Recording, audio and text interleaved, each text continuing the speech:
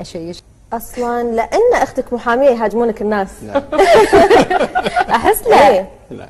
احس يخافون منك بسبتي.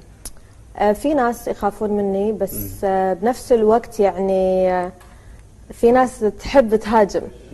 بس يعني تصدقون تعاملون ان معاهم؟ فاطمه يعني على ان انا اختها يعني والهجوم لي وساعات اشيشها مثلا فاطمه هذا تكلم هذا ما ادري شنو ولا قضيه رافعه ما ولا يهمني قضيه. ما يهمني. زين بالنهايه حقك هذا، ليش ما يهمك؟